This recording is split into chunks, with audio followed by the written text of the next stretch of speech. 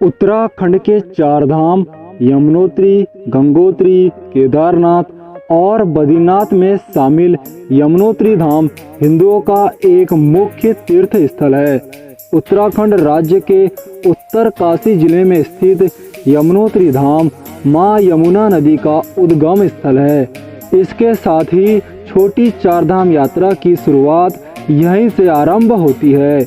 यमुनोत्री के पर्वतों से यमुना नदी निकलकर प्रयागराज पहुंचकर गंगा में मिल जाती है।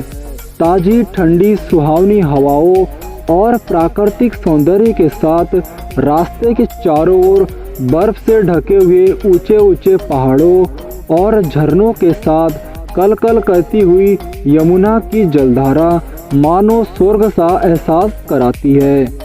इसीलिए लाखों करोड़ों श्रद्धालुओं के आस्था का केंद्र यमुनोत्री धाम के कपाट हर साल अप्रैल मई के महीने में अक्षय तृतीया के दिन कपाट खोल दिए जाते हैं और अक्टूबर के कार्तिक पूर्णिमा के दिन और दीपावली के बाद मंदिर के कपाट बंद कर दिए जाते हैं।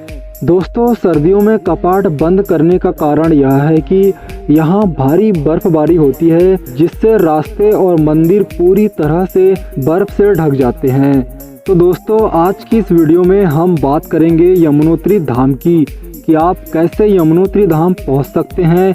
यमुनोत्री धाम जाने का बेस्ट समय कौन सा होता है, यमुनोत्री धाम में रुकने और खाने की क्या व्यवस्था है, और अंत में जानेंगे दोस्तों कि यमुनोत्री धाम की यात्रा में एक व्यक्ति का कुल कितना खर्चा आता है। तो दोस्तों, वीडियो को पूरा जरूर देखें ताकि यात्रा पर जाने से पहले आपको कंप्लीट जानकारी प्राप्त हो सके।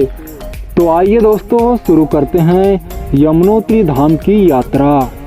सबसे पहले बात करते हैं दोस्तों कि यमुनोत्री धाम पहुंचा कैसे जाए।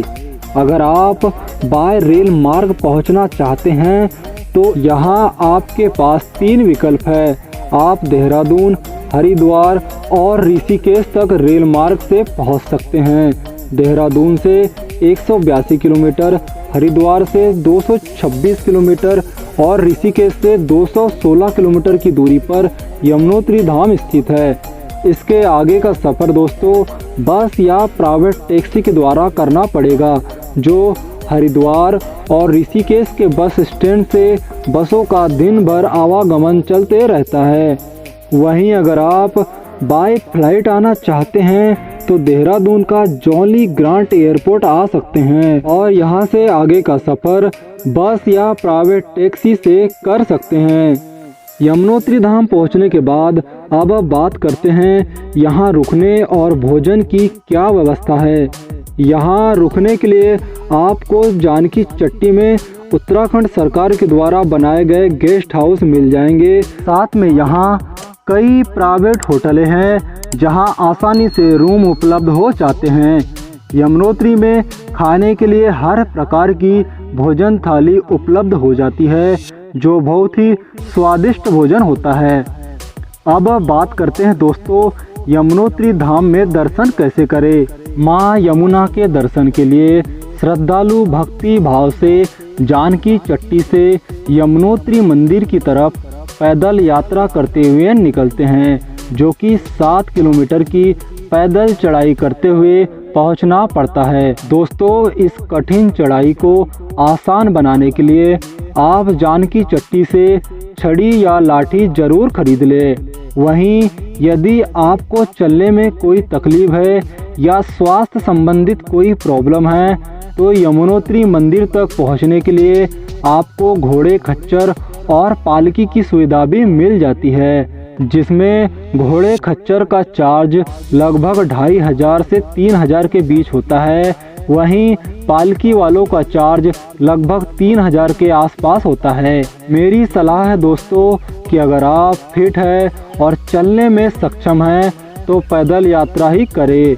चारों ओर बर्फीले पहाड़ और प्राकृतिक सुंदरता के बीच पैदल यात्रा आपके सफ़र को सुहावना बना देते हैं। दोस्तों, यमुनोत्री धाम पहुंचने के बाद आप यहां परिसर में मौजूद तप्त कुंड में स्नान जरूर करें। जो काफ़ी सुकून भरा स्नान होता है, क्योंकि यमुनोत्री धाम में ठंड काफ़ी रहती है।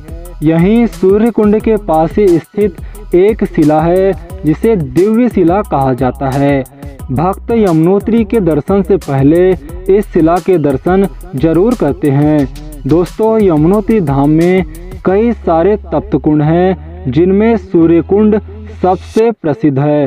श्रद्धालु यहाँ देवी को प्रसाद के रूप में चढ़ाने के लिए कपड़े में आलू और चावल की पोटली बांधकर गर्म पानी के कुंडों में पकाते हैं और यमुनोत्री में मां के दर्शन के बाद भक्त अपने पकाए हुए आलू और चावल को प्रसाद के रूप में घर ले जाते हैं। दोस्तों, अब बात करते हैं यमुनोत्री धाम के आसपास के दर्शनीय स्थलों की, क्योंकि कई भक्त जानकारी के अभाव में इन जगहों पर नहीं पहुंच पाते। यमुनोत्री में आप यमुना मंदिर में दर्शन के बाद सप्त ऋषि कुंड जा सकते हैं, जो यमुना का उद्गम स्थल माना जाता है। यहाँ तक पहुँचने का रास्ता बहुत कठिन तथा खतरनाक होता है, जिसकी वजह से बहुत कम लोग ही यहाँ पहुँच पाते हैं। दोस्तों, यमुनोत्री धाम के रास्ते में पड़ने वाली जगह हनुमान चट्टी में भी जरूर रुके। यहाँ के प्राकृतिक और शांत माहौल में कुछ देर वक्त जरूर बिताए। वहीं दोस्तों, कई लोग कपाट बंद होने के बाद भी यमुनोत्री धाम की ट्रेकिंग करने जाते हैं, लेकिन दर्शन नहीं कर पाते। अगर आप यमुनोत्री माँ के दर्शन करना चाहते हैं तो आप खरसाली आ सकते हैं। यह यमुनोत्री माँ की शीतकालीन मंदिर है। अब बात करते हैं दोस्तों कि यमुनोत्री धाम की यात्रा के लिए सबसे बेस्ट समय कौन सा होता है और इस यात्रा के लिए कितने दिनों का टूर प्लान करना चाहिए, और अंत में जानेंगे दोस्तों कि एक व्यक्ति का इस यात्रा में कुल कितना खर्चा आएगा। दोस्तों, यात्रा पर आने से पहले कपाट खुले तथा बंद कब रहते हैं, इसकी जानकारी होना चाहिए, जो कि इस वीडियो में पहले बता चुके हैं। दोस्तों, यमुनोत्री धाम की यात्रा के लिए सितंबर अक्टूबर का महीना सबसे बेस्ट समय माना जाता है, क्योंकि इस समय यहाँ ज़्यादा भीड़ भाड़ देखने नहीं मिलती है और रूम भी कम दरों में उपलब्ध हो जाते हैं, जिससे आप कम बजट में यात्रा कर सकते हैं। इस यात्रा के लिए आप 2 दिनों का टूर प्लान कर सकते हैं, जिसमें एक व्यक्ति का खर्चा लगभग 4000 रुपये तक आ सकता है। ये खर्चा दोस्तों हरिद्वार से यमुनोत्री आने जाने तथा रुकने खाने मात्र का होता है। इसमें आप अपने शहर से हरिद्वार तक पहुंचने का खर्चा भी जरूर जोड़ ले। तो ये थी दोस्तों यमुनोत्री धाम यात्रा की कंप्लीट जानकारी। अगर आपको वीडियो अच्छी लगी हो तो वीडियो को लाइक, शेयर और चैनल को सब्सक्राइब भी जरूर करें। वहीं अंत में जाते जाते आपसे निवेदन करना चाहूँगा कि आप जब भी किसी यात्रा पर जाए तो नेचर को क्लीन और ग्रीन जरूर रखें। मिलते हैं आपको अगली किसी वीडियो में, तब तक के लिए अपना ख्याल रखिएगा। आपकी यात्रा मंगलमय हो।